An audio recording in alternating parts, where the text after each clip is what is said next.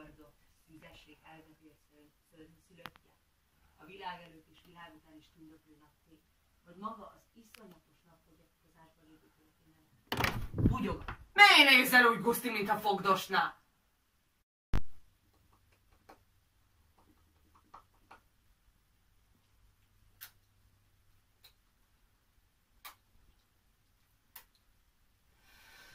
A sziklaszélen őszi szélzilálja, a szikamorsa cédruságait, zenővezengő szentek citerája, szentenciákat fűz a szélhez itt, szelíd szamár az ivatarra várva, szaglász majd cimatóval felvolít.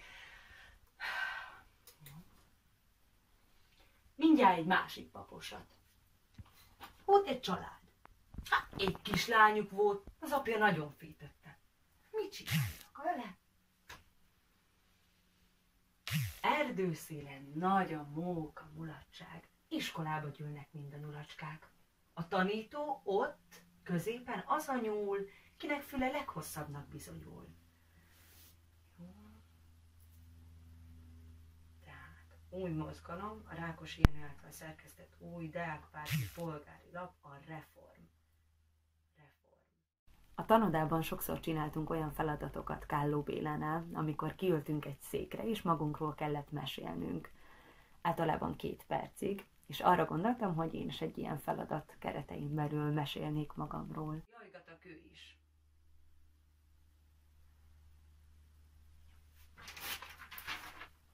Láng, lobogó láng, milyen tűz árad szét a testén. 64. életévig szellemének legmagasabb megnyilvánulása.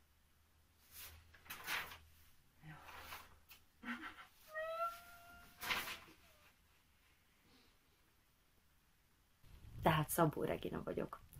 22 éves, csókai származású. Jelenleg az Újvidéki Művészeti Akadémia másoda. Hernyák György és Táborosi Margarita a tanáraim, a mesterség tanáraim. Gyerekkorom óta verseket mondok, és így kerültem közel a színpadhoz. Azután elkezdtem színjátszóra járni, színjátszókra, és beleszerettem a színházba. Azóta egyetlen célom, ami nagyon biztos, az, hogy színésznő akarok lenni.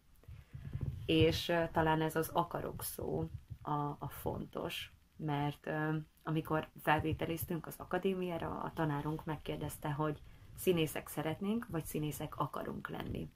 Mert nem mindegy. Szóval itt vagyunk az akadémia előtt. Minden reggel ezt az ajtót kinyitva megcsap a boldogság és a munka illata. Dobar dan! Szerbül hallgatom az urám felét, és amikor erre a lépcsőre rálépünk, elindulunk a 10-es felé. Így. Általában ez a tempó. Rohanunk, és mindjárt beérünk. És természetesen minden órát mozgban kell hallgatnunk, úgyhogy nagyon élvezzük, imádunk így mozogni. Nagyon jó!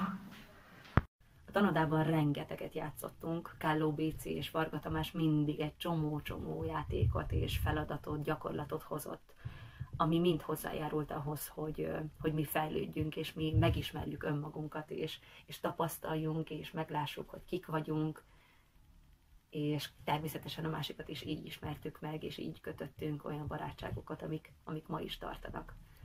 És azt gondolom, hogy ilyen helyre, ilyen színjátszókra mindenkinek szüksége van. Ha a színészettel akar foglalkozni, utána, ha nem. Na, ki mutat jelenetet?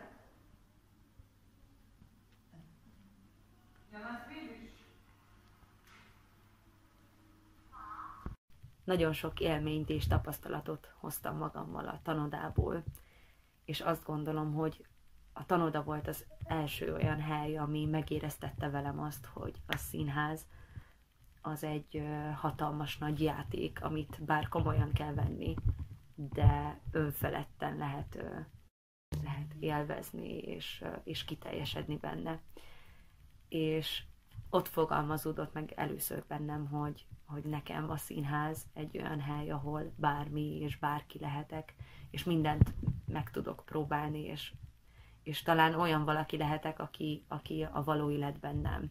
És mindenki bőrébe egy picit belebújhatok, mindent kipróbálhatok, hogy az milyen érzés lehet és elképzelhetem, hogy milyen lenne, ha én lennék az a karakter, aki. Akkor történik meg a csoda a színházban, szerintem, amikor létrejön a közös hullámhoz a néző és a színész között, és létrejön egy olyan fajta érzelmi hullám, és egy kommunikáció, és egy megértés, ami oda-vissza működik, és amikor valakire tudunk hatni, vagy valami megérinti, amit talán a színpadon a színész eljátszik, és az hozzá közel áll, vagy abban ő valamit meglát, vagy magára ismer. És hogyha csak egy ilyen megtörténik már, akkor szerintem megérte. Mert ez az a közeg, és ez az a hely, ahol én azt gondolom, hogy a legjobban tudok kommunikálni, és amitől azt érzem, hogy szükség van erre. Szükség van színházra, egy élő kommunikációra.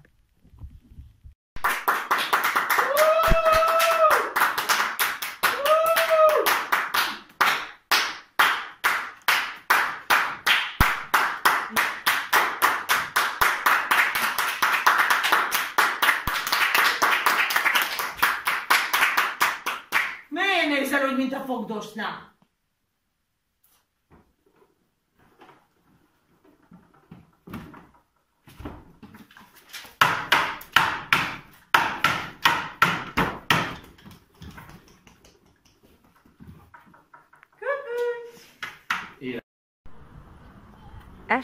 Este van, Kiki nyugalomba.